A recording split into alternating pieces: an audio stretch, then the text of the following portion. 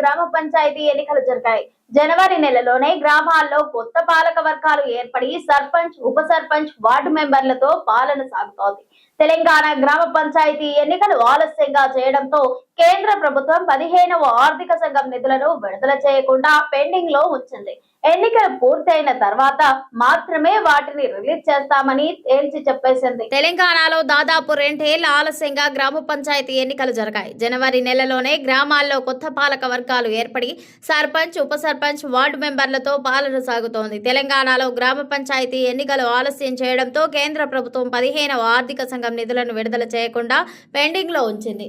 ఎన్నికలు పూర్తయిన తర్వాత మాత్రమే వాటిని రిలీజ్ చేస్తామని తేల్చి చెప్పింది. దీంతో ఇటీవల ఎన్నికలు పూర్తయి గ్రామాల్లో కొత్త సర్పంచులు వచ్చిన తర్వాత దశల వారీగా 15వ ఆర్థిక సంఘం నిధులను కేంద్రం విడుదల చేస్తోంది. అదే సమయంలో గ్రామాల అభివృద్ధి కోసం రాష్ట్ర ప్రభుత్వం కూడా నిధులను కేటాయిస్తోంది. ఇక్కడ ఇప్పుడు అసలు సమస్య మొదలైంది. పలు విడతల్లో కేంద్ర ప్రభుత్వం గ్రామ పంచాయతీలకు సుమారు 1034 కోట్ల నిధులను ఇటీవలే విడుదల చేసింది.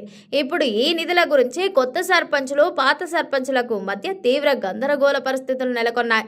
తాము గతంలో సర్పంచ్ హోదాలో గ్రామాల్లో చేపట్టిన మౌలిక సదుపాయాలు కల్పించామని, వైకుంఠధామాలు, డ్రైనేజీలు, క్రీడా ప్రాంగణాలు వంటి అభివృద్ధి పనులు చేసినట్లు పాత సర్పంచులు చెబుతున్నారు.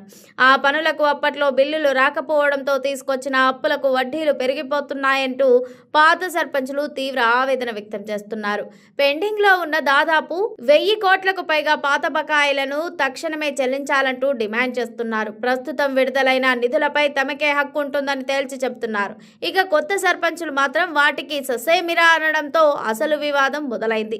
తాము పంచాయతీ ఎన్నికల్లో ఎన్నో హామీలిచ్చి గ్రామాలను డెవలప్ చేస్తామంటూ ప్రజలకు మాట ఇచ్చామని, ఇప్పటి వరకు వచ్చిన నిధులు మొత్తాన్ని పాత బకాయిలకే చెల్లిస్తే ఇక గ్రామాల్లో అభివృద్ధి ఎలా చేయాలంటూ ప్రశ్నిస్తున్నారు. తాము అధికారంలోకి వచ్చి రాగానే కేంద్రం నుంచి విడుదలైన నిధులను ఇవ్వకపోతే ఇక గ్రామ పంచాయతీలను ఎలా నడపాలంటూ ప్రశ్నిస్తున్నారు.